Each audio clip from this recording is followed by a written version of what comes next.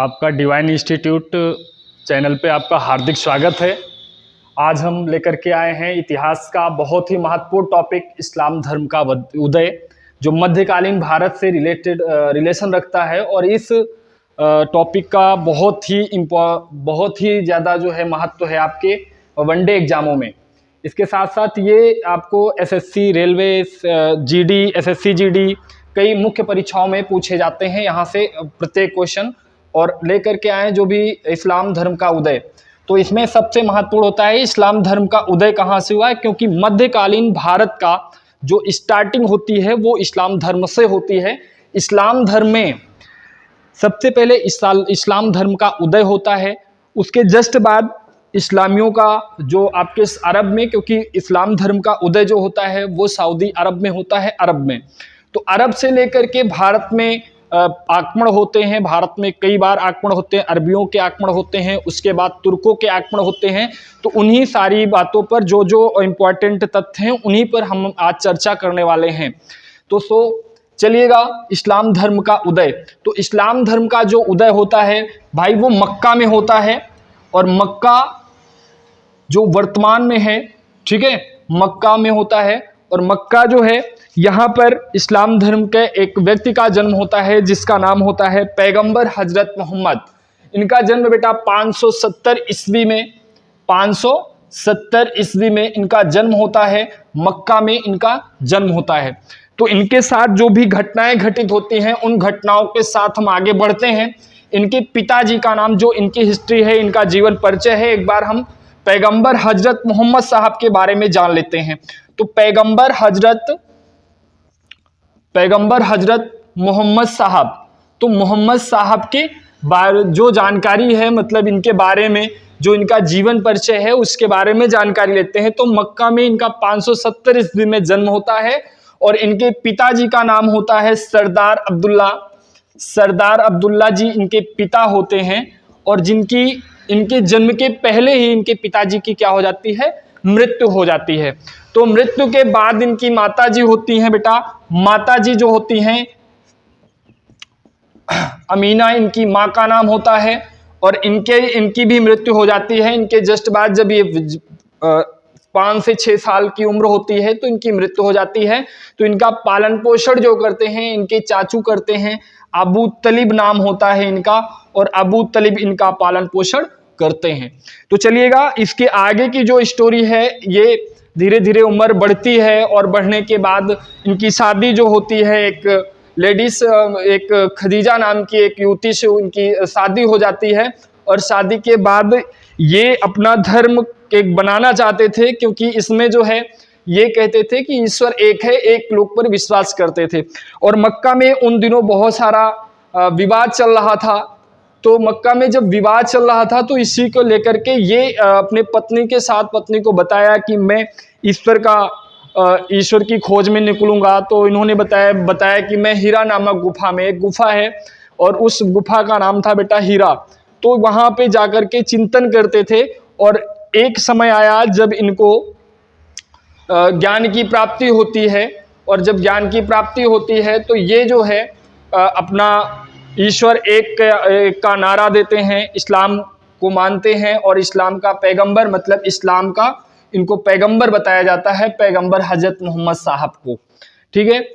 तो मक्का में जब इनको ज्ञान मिल जाता है, क्योंकि बहुत सारे लोग इनके जब ये बताते हैं कि आपको हिंसा नहीं करनी है, तो हिंसा नहीं करनी है, तो लोग इनका कहाँ नहीं मानते थे। इनको बहुत सारी बातें, अगर कहीं पर झगड़ा होता था तो ये पहुंच जाते थे। तो इसके बारे में वो वहां पे इनको बहुत ज्यादा परेशान किया गया। तो ये बेटा मक्का से मदीना 280 मील क्या करते हैं बेटा, ये पैदल जो है यात्रा करते हैं। मक्का से मदीना की 280 मील की यात्रा करते हैं। और 280 मील के बाद आपको पता है उस समय, क्योंकि ज्येष्ठ होता है और गर्मी मक्का में, क्योंकि सऊदी अरब में बहुत सारी रेत होती है, और रेत की वजह से वहां पे गर्मी में चलना बहुत ज्यादा मुश्किल होता है। जब मुश्किल होता है तो इसलिए ये वहां पहुंचते हैं। और जब वहां पहुंचते हैं तो वहां मदीना में इनका बहुत ही अच्छा सम्मान होता है, और सम्मान के साथ इनको वहां का पैगंबर नियुक्त किया जाता है। मदीना में पैगंबर हजरत मोहम्मद साहब को।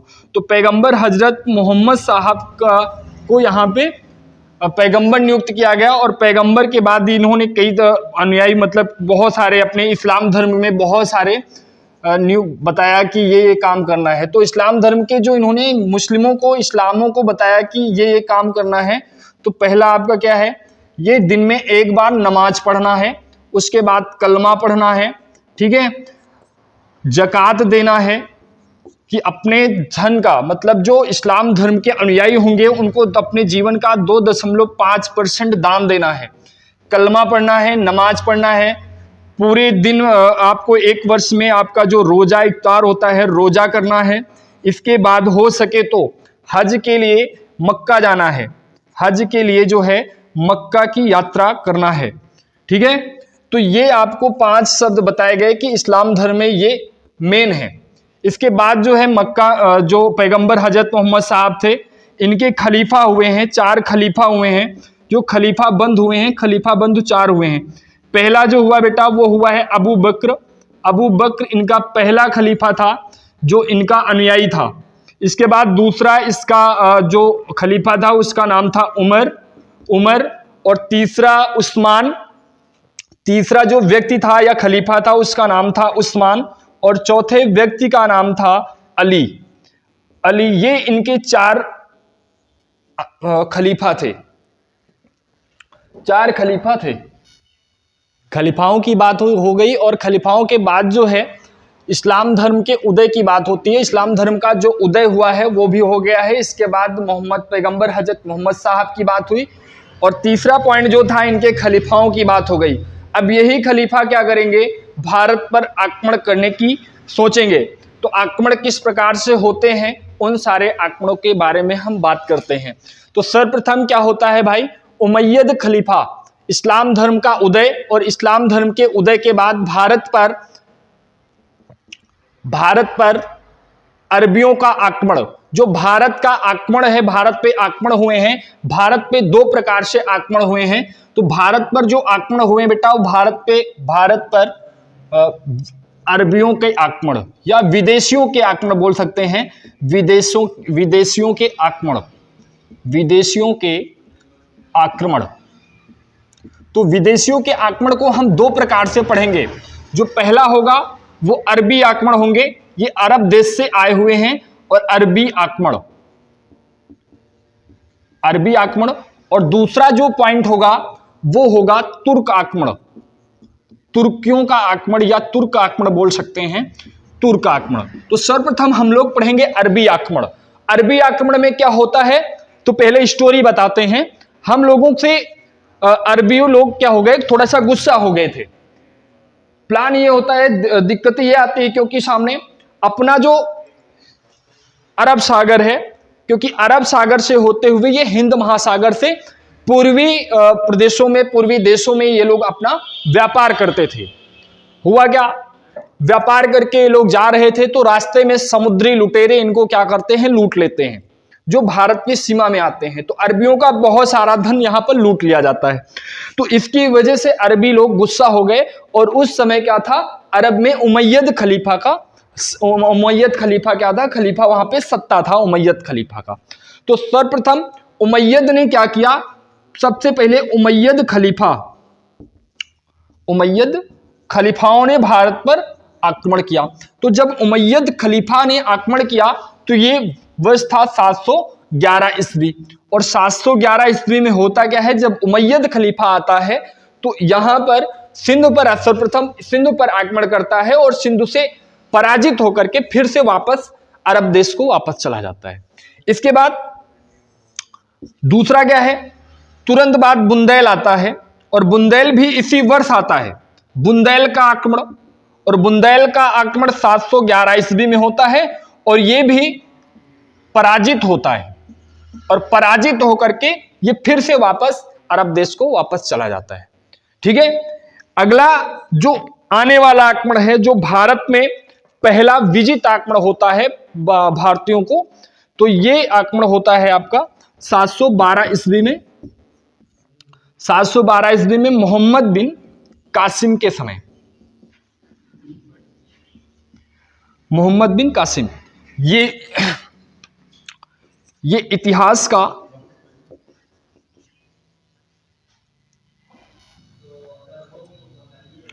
712 ईस्वी में मोहम्मद बिन कासिम का आक्रमण होता है सिंधु प्रांत पर। तो सिंधु प्रांत पर पहला मुस्लिम आक्रमण जो विजित होता है, ठीक है, जिसमें इन मुस्लिमों ने विजय प्राप्त किया है, और ये इतिहास का पहला युद्ध होता है जो भारत पर विजय प्राप्त करते हैं।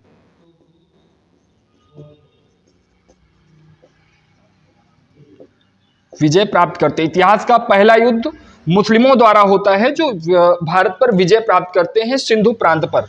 उस समय सिंधु प्रांत का जो राजा था वो था दाहिर सेन।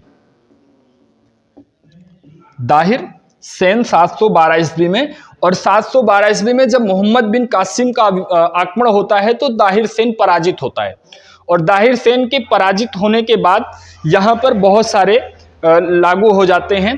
तो सबसे पहले जब विजय प्राप्त किया तो इसने दाहिर सेन के ऊपर जो है, या हम कह सकते हैं सिंधु प्रांत में सर्वप्रथम जजिया कर इसने स्टार्ट किया, जजिया कर लागू किया गैर मुस्लिमों पर। इसमें कुछ छूटें दी गई कि जो आपके विकलांग हैं, औरत हैं, बूढ़े हैं, बच्चे, और इसके साथ साथ पंडितों पर, ब्राह्मणों पर जजिया कर नहीं लागू किया गया। गैर मुस्लिम, विकलांग औरत, बूढ़े बच्चे और ब्राह्मणों पर जजिया कर लागू नहीं किया गया। इसके जस्ट बाद जो है खजूर की खेती यहाँ पर स्टार्ट की गई। भारत में सर्वप्रथम खजूर की खेती, क्योंकि अरब में खजूर होता है और खजूर को लेकर के यहाँ पर आया गया, और खजूर की खेती सर्वप्रथम यहाँ पर स्टार्टिंग जो करने का, शुरुआत करने का जो श्रेय जाता है वो जाता है बेटा मोहम्मद बिन कासिम के ऊपर जाता है कि खजूर की खेती इसने स्टार्ट की। दिरहम के सिक्के भी इसने ही स्टार्ट किए। आपके यहाँ भारत में पहले ऊंट नहीं हुआ करते थे, तो ऊंटों को पालने का जो रोजगार दिया, ऊंटों को पालने का रोजगार, तो ऊंटों को पालना, खजूर की खेती, दिरहम के सिक्के और जजिया कर लागू किया किसने? मोहम्मद बिन कासिम ने इसको लागू किया। इसके जस्ट बाद जो है जजिया कर क्या होता है भाई, जजिया कर कैसे कैसे चला आगे, तो जजिया कर के बारे में एक बार हम फिर से जानकारी लेते हैं। जजिया कर को किसने लागू किया? मोहम्मद बिन कासिम ने। मोहम्मद बिन कासिम ने इसको लागू किया। इसके बाद मोहम्मद बिन कासिम ने लागू किया ऊंट का पालना, खजूर की खेती और दिरहम के सिक्के, ये सारे काम इसने किया। चलिए आगे देखते हैं। आपके अरबी आक्रमण हो गए, और अरबियों का कहने का मतलब ये नहीं था कि हम यहां पर आएंगे और राज्य करेंगे। इनका खास मतलब था कि हमको मय्यद खलीफा जो बुंदेल का आक्रमण हुआ, इनके विरुद्ध जो जिसने हराया है उनसे हमने बदला लेना है, और यहाँ पे राज नहीं करना है, इनको दिखाना है, ओनली दिखा करके फिर से वापस चले जाना है। लेकिन इसके जस्ट बाद दूसरा जो आक्रमण होता है तुर्कों का आक्रमण होता है, क्योंकि इस समय इसी वक्त क्या होता है देखिएगा, अरबियों का आक्रमण हो गया, इसके बाद तुर्कों का आक्रमण आएगा, और तुर्कों के आक्रमण सबसे पहले अलप्तगीन और उसके बाद सुबुक्तगीन, और सुबुक्तगीन के बाद हम पढ़ेंगे महमूद गजनवी के बारे में, जो महमूद गजनवी आएगा, और महमूद गजनवी के बाद हमको पढ़ना है मोहम्मद गोरी के बारे में, ठीक है। और मोहम्मद गोरी के बाद आपके भारत में, हिंदुस्तान में सल्तनत काल का स्टार्ट होता है, और सल्तनत काल से लेकर के 1857 ईस्वी मतलब 1526 ईस्वी तक हम पढ़ेंगे सल्तनत काल, और उसके बाद मुगल काल की स्टार्टिंग होगी। मुगल काल की स्टार्टिंग के बाद 1857 तक हमें मुगल काल पढ़ना है। हो गया आज यहीं तक, इसके आगे अगले दिन मैं मिलूंगा। मॉडर्न हिस्ट्री का एक पार्ट लेकर के आया हूं, भारत में यूरोपीय कंपनियों का आगमन। तो भारत में जैसे यूरोपीय कंपनियों का आगमन होता है, इससे पहले यहाँ पर सल्तनत काल की बात चलती थी। सल्तनत काल के बारे में बताया था और मुगल काल के बारे में बताया था कि इन लोगों ने यहाँ पर शासन किया, और उतने ही समय भारत में कुछ बाहर की कंपनी, यूरोप की कंपनियां भारत में आगमन कर चुकी थी, क्योंकि इससे पहले यूरोपियों से पहले भारत पे जो व्यापार करते थे वो अरबी थे, और अरबी के साथ साथ तुर्क थे, जो तुर्क अरबियों ने शासन किया और फिर तुर्कों ने शासन किया। ठीक है, तो अब यूरोपीय कंपनियों का आगमन हुआ, तो यूरोपीय कंपनियों ने क्या क्या किया है, यहाँ पर भारत देश में कैसा व्यापार बढ़ाया। धीरे धीरे पहले पुर्तगाल आते हैं, पुर्तगाल के बाद डच, फिर अंग्रेज, फिर ऐसे चलता रहता है, और लास्ट में क्या होता है, सब कुछ यहाँ से निकाल दिया जाता है, अंग्रेजों को, पुर्तगालों को हटा करके स्वतंत्र भारत की स्थापना की जाती है। ठीक है, तो फिर से चलते हैं, देखिएगा भारत में यूरोपीय कंपनियों, तो यूरोपीय कंपनियों के आगमन के लिए दो रास्ते थे, क्योंकि ये दोनों रास्ते, एक तो स्थल मार्ग था और दूसरा था समुद्री मार्ग, स्थल मार्ग और समुद्री मार्ग। तो जब तक स्थल मार्ग था तब तो ये लोग जो है फारस की खाड़ी, टर्की, ईरान और इराक से होते हुए अफगानिस्तान में प्रवेश कर जाते थे।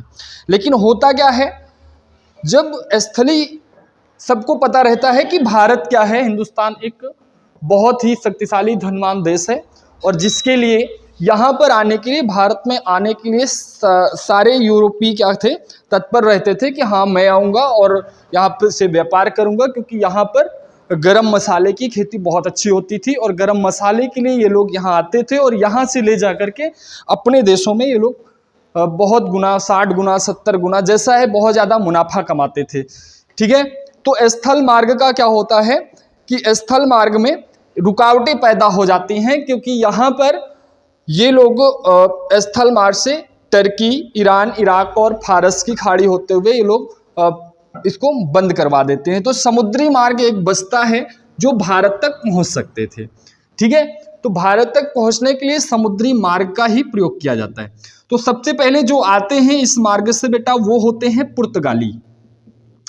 पुर्तगाली आते हैं, और पुर्तगाली जब यहाँ आते हैं तो इससे पहले की कुछ स्टोरियाँ होती हैं कि बहुत सारे लोग अलग अलग द्वीपों की खोज के लिए निकलते हैं। तो उसमें से सबसे पहले जो निकलता है वो होता है बेटा कोलंबस। कोलंबस ने एक नई दुनिया की खोज करने के लिए निकला, लेकिन वो जब जिस द्वीप पर पहुंचा तो वो द्वीप था, उसका नाम था अमेरिका। तो कोलंबस ने अमेरिका की क्या की थी, खोज की। कोलंबस अमेरिका की खोज की, और उसी के बाद जो है पुर्तगाल से एक बेड़ा चलता है, और इस बेड़े का जो मेन होता है वो होता है वास्को डिगामा।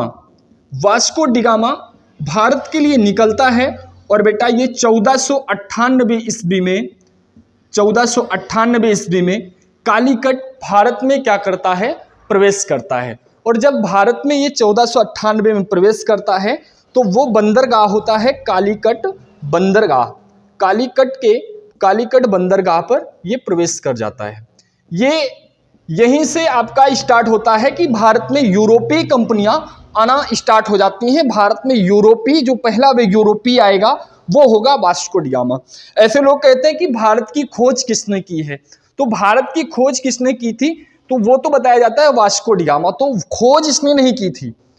खोज के बारे में बात करें तो खोज इसने नहीं की थी कि हाँ ये व्यक्ति ऐसा था कि जो यूरोप का पहला व्यक्ति था जो समुद्री जलमार्ग से, कह सकते हैं कि जल मार्ग से ये फर्स्ट टाइम, पहली बार भारत में प्रवेश किया था। ठीक है, और वास्को डिगामा, इसके पहले क्या था, कोलंबस ने अमेरिका की खोज की थी। कोलंबस जो था वो अमेरिका की खोज की थी। ये सारी जो स्टोरियाँ, जो कहानी इतनी सारी घटित होती है 15वीं शताब्दी में घटित होती है। जो 15वीं शताब्दी का लास्ट होता है उसी में ये सारी कहानियाँ घटित होती हैं।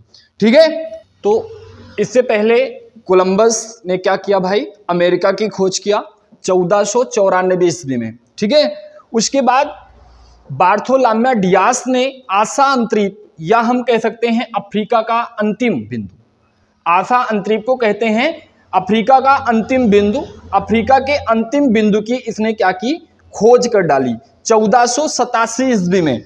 और इसी बिंदु को या हम आशा अंतरीप को बेटा तूफानी अंतरीप के नाम से जानते हैं। ठीक है, तो भारत है, भारत में आने वाला पहला यूरोपीय व्यक्ति कौन सा था? Vasco D gamma. ये एक बेड़े का कैप्टन था वास्को डी गामा, जो 1498 ईस्वी में भारत में प्रवेश किया कालीकट बंदरगाह पर, कालीकट बंदरगाह पे। तो कालीकट बंदरगाह पे इसने प्रवेश किया और इसके द्वारा एक नया समुद्री जलमार्ग की क्या कर दी गई? खोज कर दी गई। ठीक है, नए समुद्री जलमार्ग की खोज की गई। तो ये जो नए समुद्री जलमार्ग है, इसको आप क्या कहते हैं? केप ऑफ गुड होप मार्ग। ठीक है, इसको क्या बोला गया? केप ऑफ गुड होप मार्ग के नाम से जाना गया। ये जो यूरोपीय समुद्री जलमार्ग, एक नए जलमार्ग की जो खोज हुई, वो केप ऑफ गुड होप मार्ग के नाम से जाना गया। ठीक है, इसके बाद वास्को डी गामा भारत में जब आया, तो जिस द्वीप पर ये उतरा, ठीक है, जहां पर जिस बंदरगाह पे उतरा, तो वहां पर मसाले की खेती होती थी, क्योंकि इसका एक मकसद था कि हमें भारत के साथ यहाँ पे आकर के भारत के बारे में जानकारी लेना है कि यहाँ पर कौन सी वस्तु, क्योंकि इससे पहले अरबी यहाँ पर व्यापार कर चुके थे और अरबी यहाँ से व्यापार अपना सामान लेकर के व्यापार करते थे, क्योंकि ये स्थल मार्ग से भारत का जो स्थल मार्ग था, ठीक है, स्थल मार्ग था टर्की, फारस और इससे जो है होते हुए ईरान, इराक के बाद अफगानिस्तान और अफगानिस्तान से भारत में प्रवेश कर जाते थे स्थल मार्ग से। तो ये मार्ग इनका क्या होता था भाई? थोड़ा सस्ता होता था, बहुत अच्छे से निपट जाते थे इसमें। लेकिन हुआ क्या? बीच में इन लोगों ने आक्रमण कर दिया कि हम आगे नहीं जाने देंगे आपको। अपने मार्ग में इन लोगों ने बाधा डाल दिया, इनके अरबियों के, यूरोपियों के मार्ग में बाधा डाल दिया गया। तो जब बाधा डाल दिया गया तो इनको कुछ ना कुछ तो मार्ग निकालना ही पड़ेगा। तो ये इन लोगों ने समुद्री मार्ग से अपना व्यापार स्टार्ट किया। ठीक है, तो यहां पर से आए तो ये लोग क्या किए भाई? गरम मसाले, ठीक है, ये लोग गरम मसाला यहां से ले गए। और जब वास्को डी गामा यहां से गरम मसाला लेकर के गया, तो पुर्तगाल में जाकर के इसको 60 गुना अधिक माल प्राप्त हुआ कि अगर यहां पर 1 रुपए की सामग्री ले गया, 1 रुपए की सामग्री ले गया, तो वहां पर इसको 60 रुपए की वो सामग्री इसने बेची। तो इतना सारा गरम मसाले में बहुत सारा इसको लाभ हुआ। ठीक है, और जब लाभ हुआ तो इसने फिर से सोचा कि ऐसा क्या किया जाए, फिर से एक बार हम जाते हैं। और फिर से ये दोबारा आता है और दोबारा आने के बाद एक बार फिर से आता है 1524 ईस्वी में। और 1524 ईस्वी में के पहले हम आपको बता दें, यहाँ पर पुर्तगालियों का समुद्र पे राज हो गया था हिंद महासागर पर। ठीक है, हिंद महासागर और अरब सागर पर इन लोग राज करते थे। इनको समुद्र का राजा बोला जाता था, समुद्रों का शासक, समुद्री शासक बोला जाता था हिंद महासागर, क्योंकि समुद्र का जो होता था कि समुद्र से दूसरी कंपनियां भारत में प्रवेश न कर पाए। ठीक है, तो ये हुआ गरम मसाला। फिर इसके बाद यहां पर कैप्टन नियुक्त किया जाता है, जनरल गवर्नर नियुक्त किया जाता है। पुर्तगाल से गवर्नरों को नियुक्त किया जाता है कि बेटा हर 3 साल पे गवर्नर चेंज हो जाएगा, एक गवर्नर रखा जाएगा। ठीक है, तो पुर्तगालियों ने जो है, अगर पूछा जाता है कि पहला पुर्तगाली कौन था जो भारत में आया था, तो पहला पुर्तगाली कौन था? वास्को डी गामा था और ये 1498 ईस्वी में भारत आया था। ठीक है, गवर्नर की बात होती है तो गवर्नर कौन था? अल्फांसो डी अल्बुकर्क, ये पहला गवर्नर था। इसको जो है भारत में नियुक्त किया गया, पुर्तगाल से इसको नियुक्त किया गया। इसके बाद जो है, अगर बात करता है कि पहली फैक्ट्री जो लगती है, पुर्तगाल की पहली फैक्ट्री जो लगती है वो बेटा कोचीन में लगती है। और कोचीन और उसके बाद केन्नूर, ये दोनों कंपनियों को लगाने का जो श्रेय जाता है अल्फांसो डी अल्बुकर्क को जाता है। ठीक है, तो अल्बुकर्क को जाता है। तो स्टार्ट करते हैं अल्फांसो डी अल्बुकर्क को।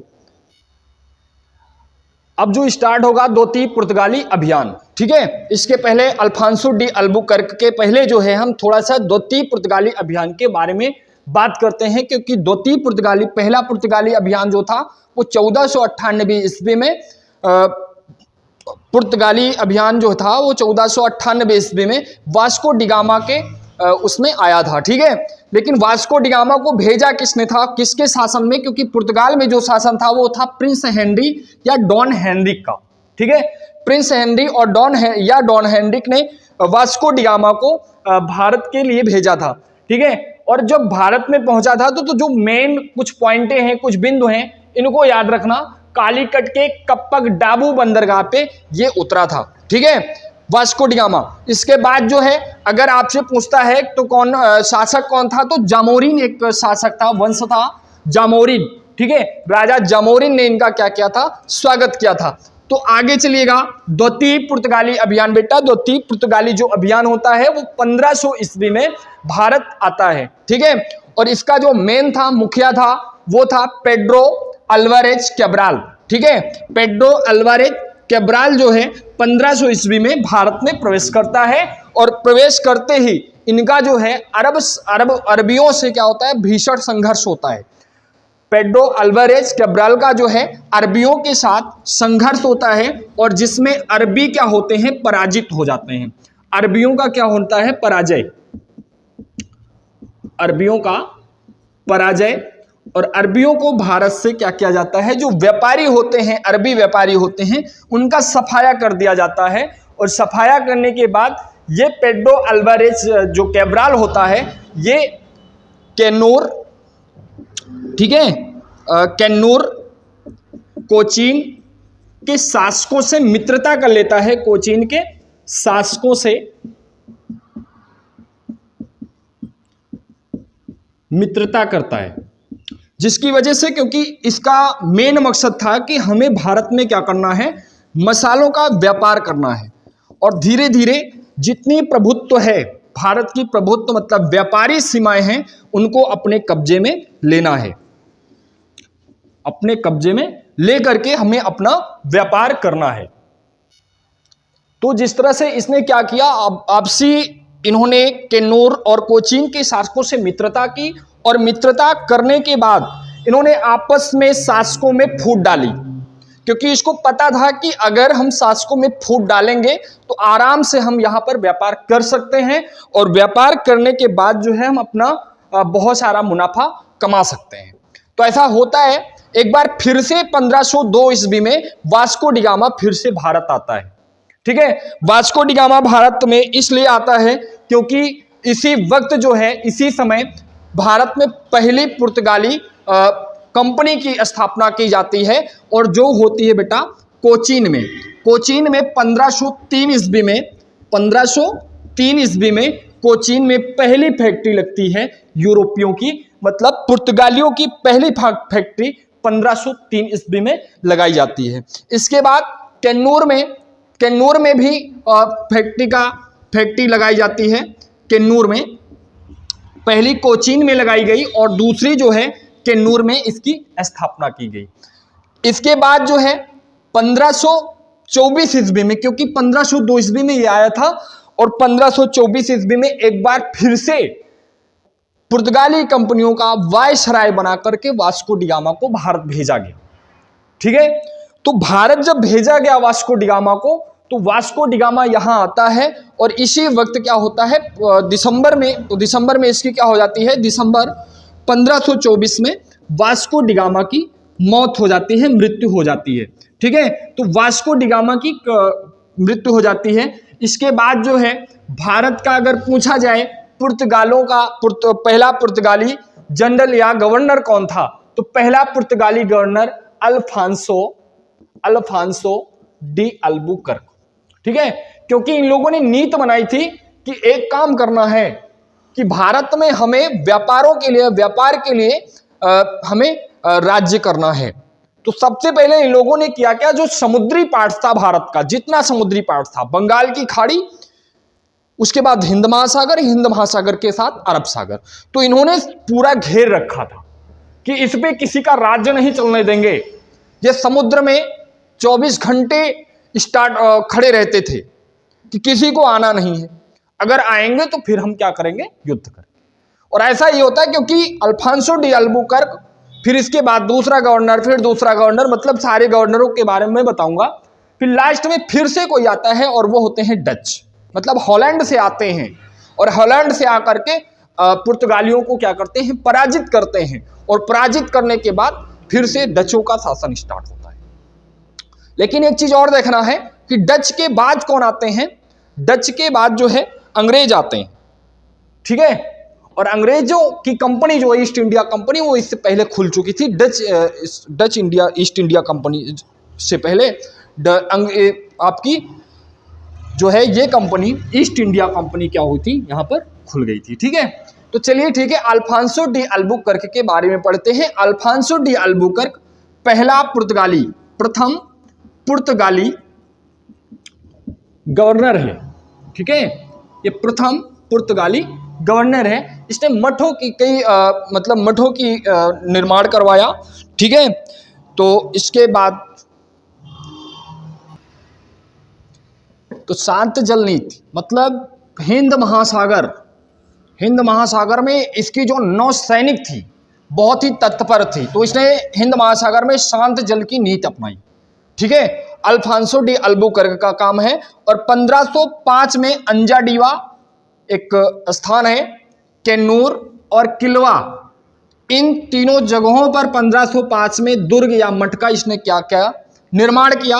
1509 में एक इसका फिर से अभियान आता है, गुजरात, तुर्की और मिस्र के संयुक्त बेड़े को इसने क्या किया बेटा, पराजित कर दिया, ठीक है। इसने संयुक्त जो अभियान था गुजरात, तुर्की और मिस्र के संयुक्त बेड़े को, मतलब इसकी नौसैनिक इतनी ज्यादा मजबूत हो गई थी कि इसने तीन अभियानों को एक साथ पराजित कर दिया। गुजरात, तुर्की और मिस्र के संयुक्त बेड़े को इसने पराजित कर दिया। और 1511 ईस्वी में इसने मलक्का, ठीक है, 1511 ईस्वी में इसने मलक्का और 1515 ईस्वी में होर्मुज बंदरगाह पे अपना राज्य स्थापित किया, ठीक है। तो 1511 में इसने मलक्का में और 1515 ईस्वी में इसने होर्मुज बंदरगाह को भी अपने कब्जे में ले लिया, ठीक है। तो अल्बुकर्क प्रथम पुर्तगाली था, ठीक है। आज जो हुआ भारत में यूरोपीय कंपनियों का आगमन, यूरोपीय कंपनियों ने आपने पढ़ा वास्को डिगामा के बाद आपने प्रथम गवर्नर, पुर्तगाली गवर्नर के बारे में और उसकी जो नीतियां थी, उसने कहां कहां पर अपने मेन दुर्ग बनवाए, उसने किनको पराजित किया, उसने क्या क्या काम किए, ठीक है। तो आज यहीं तक, अगले दिन जो है दूसरे गवर्नर आपके अल्फांसो डी अल्बुकर्क, मतलब पूरे पुर्तगाल को हम पढ़ेंगे, पुर्तगाली कंपनियों के बारे में पढ़ेंगे, उसने कहां कहां पर अपना स्थापना किया, दुर्गों की स्थापना की, कहां कहां पे कंपनियां लगाई, ठीक है। इसके बाद डचों के बारे में पढ़ेंगे, फिर अंग्रेजों के बारे में पढ़ेंगे। तो लगातार हम इनको पढ़ते रहेंगे, ठीक है।